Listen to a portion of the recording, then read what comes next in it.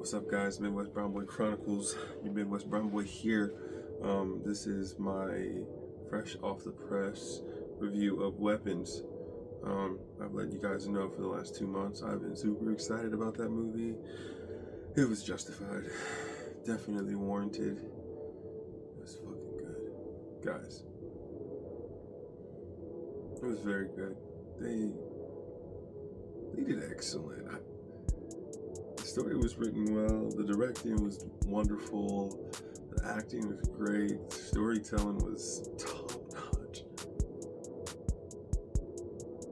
I'm happy I went and saw it today on the premiere, because I hope you guys know that it's always Thursday, it's not Friday. They put the date Friday, but it's Thursday that movies always come out. And Weapons was good. Probably the first time in my life that I've walked away from a horror movie and felt oddly satisfied, but questioning like everything I just watched. Was it a happy ending? Did everybody reconcile? And did what? I don't even know how to actually answer the questions, because it leaves you kind of on an open-ended moment of what happens now. Got some queasy parts. Definitely have more than a few scenes you might want to turn away. You're not ready to see happen in real time. Gruesome is the word I'll use for those scenes. Not a gruesome movie by any means. Not crazy aggressive with bloody scenes and stuff like that. But got some really interesting moments that you're like, and Zach Cregger, like I told you guys, he directed Barbarian, and Barbarian is a decent horror movie to me. Not great, but I definitely remember the really aggressive scenes in Barbarian because they do stand out in my head. And for Weapons, same way. I definitely am remembering how those scenes went. It hasn't even been 30 minutes yet. I am vividly remembering what reaction I heard in the theater with me. It was catching all of us off a surprise. Okay, I'm just gonna say it was very, very welcome surprise. But oh my gosh, the storyline and the plot. I think they spent so much time in the last few months really like getting us excited and anticipating the movie that like it feels like you have an idea and then you don't know. And if you go and see it, which you guys really should, go see it. I think you'll figure out like how the plot's unfolding. Probably by the middle of the movie, I'd say you get a really good idea of what's going on. It's crazy. They take different perspectives from multiple people who are basically affected by this, and it's not even affected directly by the kids missing or anything that's happened because of that. It's more the people involved in this conversation, people who are accused, who are frustrated, who want answers. They do a really good job of making you almost invest your time into multiple characters to the point of you wanting to make sure they're all okay. Like, you find a way to understand what they're all going through, good or bad, poor decision making or not, dumbass decision making or not. You just find a way to almost root for them, because this is a moment that me as a parent, you guys as parents, probably could never fathom. Just honestly, what would you do if your kid just woke up in the middle of the night and ran out of your house? Like, it's not a real conversation that makes sense to any of us. Probably go blank stare, not even know what to do, emotionless, and just, I think those commercials and the previews for Weapons are just so eerie to parents around the world alike, more because it's just a true moment. Like, where are our kids? Like, that is such a true statement, and like, what a scary conversation.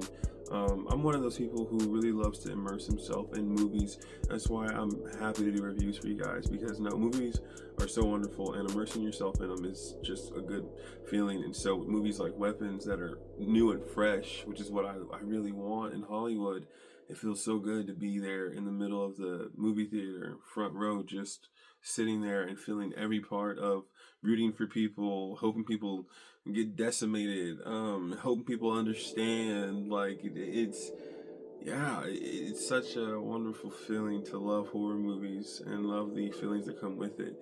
So Weapons was good, guys. Top to bottom. I don't want to be a homer like that and just, oh my god, it's the best movie. That I want to say it is a really good horror movie, and I definitely think I'm gonna go see it again next week with one of my close friends.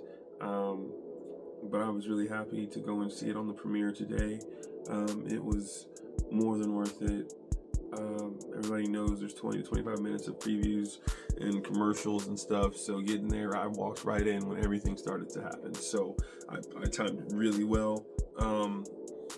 I just think you're gonna love the actors.